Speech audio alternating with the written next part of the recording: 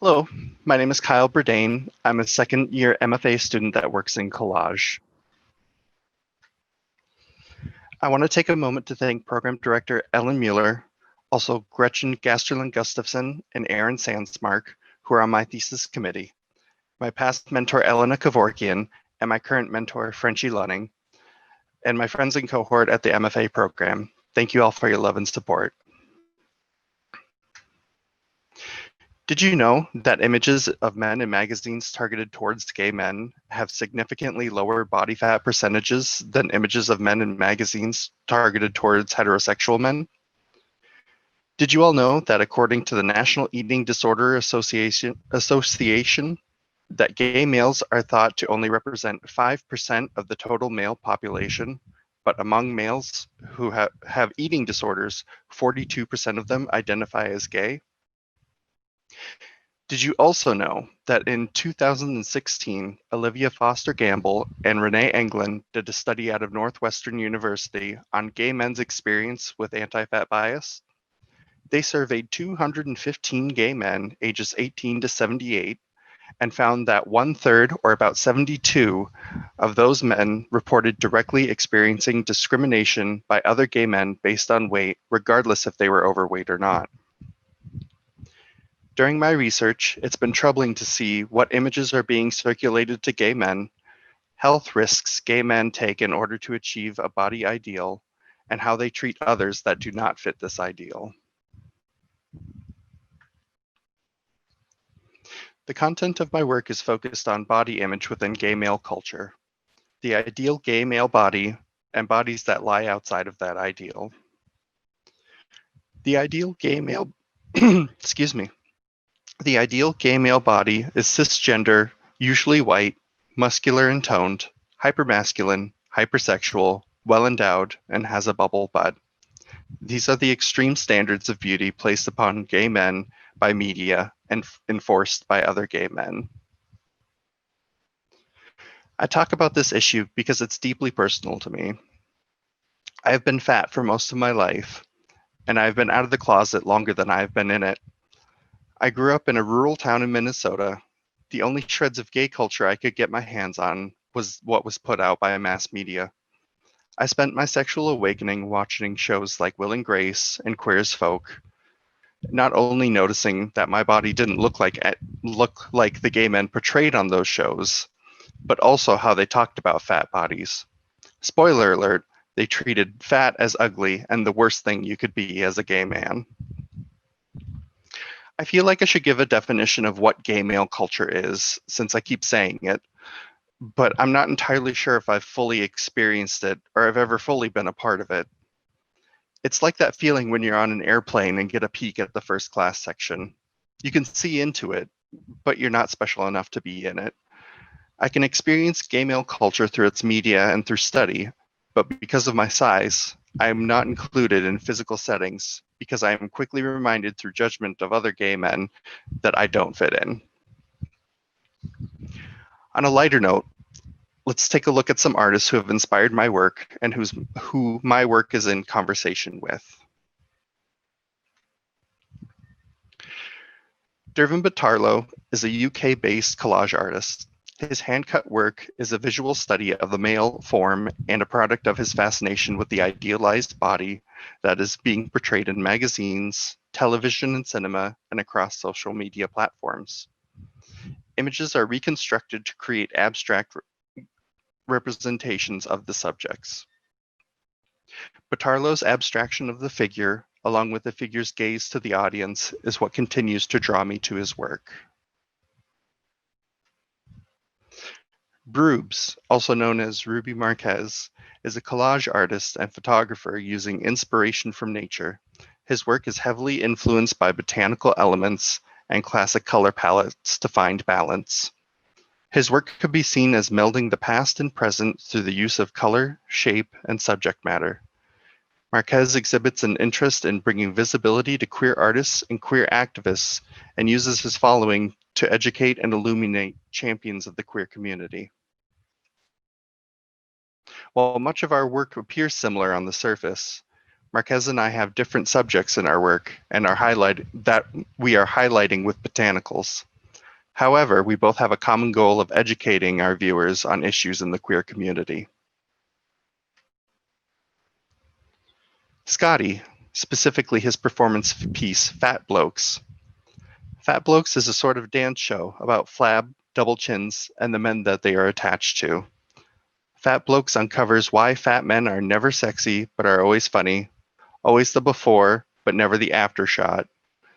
Made in collaboration with Lee Anderson and 4 fat blokes who have never done this sort of thing before. This performance piece was very impactful for me, both personally and artistically. It brings up issues that I also talk about in my work, while giving representation to fat queer people, and shows how their fat bodies move through dance. It's a triple threat.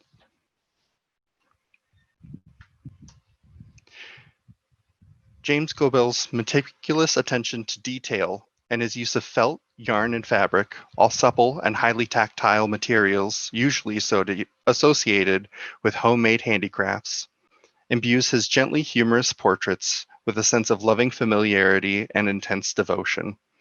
Referencing pop art as well as portraits of Jean-Auguste Dominique Ingres, Gobel's paintings celebrate the unsung sensuality of heavyset men. In my earlier work, I used images of the ideal gay male body from magazines marketed towards gay men.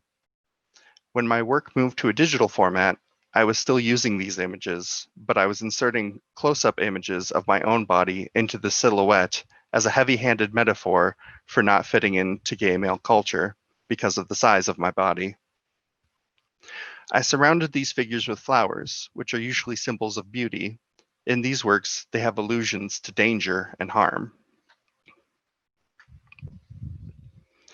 After further thought and development, I realized it was sort of working against the call for change in how we view our bodies that I wanted by showing more of the same old idealized figures in my work that mass media also perpetuates. I wanted to move on to using images of bodies that did not fit the ideal gay male body. The problem was magazines geared towards a gay audience are not as eager to feature fat bodies as they are slim or muscular ones. I had already begun using close-up images of my own body, so I started using my entire figure. I kept surrounding the figure in flowers, only now it became this regalia that reinstates beauty and worth to the non-idealized figure. Through representation and exposure, my work normalizes the non-ideal body. This started a shift in perspective for me and my work. Rather than revolving upon an expression of the hurt I experienced as a result of toxic gay culture, I want to move closer to bettering it by being an example. I started to think about how bodies that lie outside of the ideal gay male body exist in gay male culture. These bodies are left on the outskirts and are deemed undesirable when that doesn't have to be the case. Now, I'm not saying that everybody has to find all body types attractive, but I am advocating that we get to a point where someone's body isn't mocked or ridiculed. Thank you. Thank you, Kyle. Excellent. So now we have 5 minutes for Q&A. And I think if folks want to put their questions into the question and answer box, I will read off of what's submitted there. And we'll just give it a moment so anybody can enter there. Or if you have access to the chat and you want to put it in the chat if you're not seeing the Q&A, just so we've got some questions here for Kyle.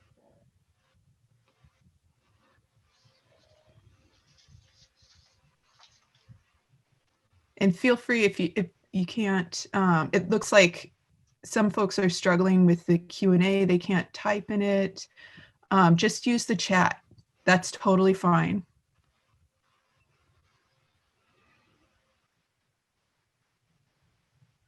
All right, here's our first question. How do you see your work being displayed, which can better talk to the community struggling with body issues? Do you have any thoughts on that, Kyle? I've had a few thoughts. The recent work that's pictured now, I have printed out really large. They're about 3 feet by 6 feet. Um, so I've messed with large scale. I've also thought about having smaller scales like poster size. And actually, over the summer, since we didn't have Pride, I was thinking about posting pictures around that area during Pride size. I had a poster that said Pride at every size and showed a silhouette of a fat figure. So I've thought about mass distribution and scale as well. Awesome. Thank you. I've got a couple here in the Q&A also. One person asks, have your own thoughts on your self-image changed during this process? Oh, definitely. Yeah. Definitely. This not only am I speaking about an issue I'm very passionate about, this has kind of also been my own journey towards accepting my own body, and it's helped immensely. So yeah, it's been a bit of a personal journey, but I'm happy with where it's going. Wonderful. And then we've got another question here from George Hoagland. Do you see your work as more of a response to mainstream culture, or as part of a cultural movement, or something else altogether?